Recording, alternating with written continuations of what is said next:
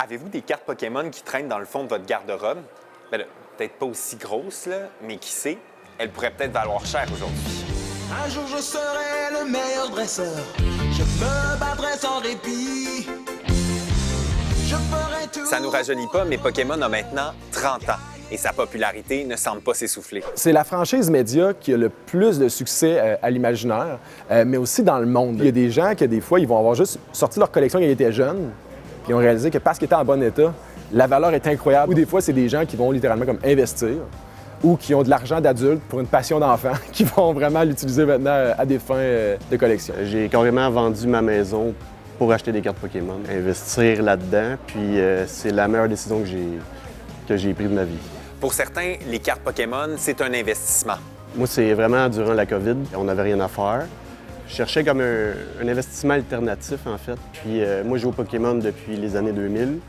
Puis j'ai vu que les boîtes valaient beaucoup d'argent, puis il y avait de la spéculation. Fait que j'ai commencé à en acheter. Puis de fil en aiguille, je me suis ramassé une belle petite collection. Il y a des articles que j'ai payé, exemple, 1 000 $, ça vaut 12 000 aujourd'hui. Pour d'autres, c'est vraiment le plaisir de les collectionner. T'as combien de cartes? J'en ai 5 189. T'en veux toujours plus. C'est Oui, quoi? C'est où la malheureusement. limite?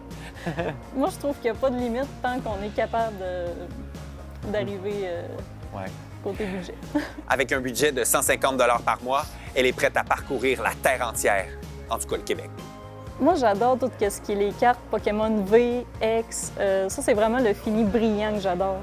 L'holographisme est super. Les images sont vraiment extraordinaires, là.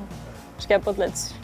The one-of-one PSA 10 Pikachu Illustrator, holy grail of Pokemon cards. L'influenceur américain Logan Paul a récemment vendu aux enchères une carte Pikachu Illustrator gradée au montant de 22,5 millions de dollars, un record. Mais est-on sûr que les cartes Pokémon vont continuer de prendre de la valeur? Ça fluctue presque autant que le Bitcoin, je vous dirais oui. On se situe, on vend le prix du marché, là, les produits par rapport à tout ça. Rien toutefois pour inquiéter les collectionneurs. En 2023, on l'achetait à 400-500, elle est rendue 3 500 $.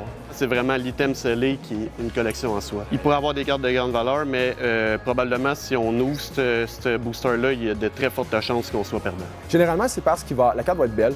Les gens vont avoir un sentiment positif avec l'illustration de la carte. Il y a un Bubble Mew, que les collectionneurs savent un peu de quoi ça parle, qui vaut très, très cher parce que les gens aiment beaucoup l'illustration, mais elle est rare également.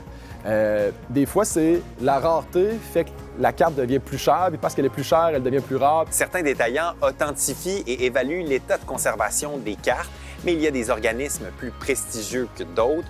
Plusieurs collectionneurs se tournent vers PSA pour Professional Sports Authenticator. Les amateurs peuvent envoyer leur carte à l'entreprise de Californie pour la retrouver quelques mois plus tard avec un grade jusqu'à 10, ce qui peut faire augmenter considérablement la valeur de la carte. Cette carte-là, elle vaut 4 000 $, puis on a vendu la même la semaine passée avec un grade PSA 10.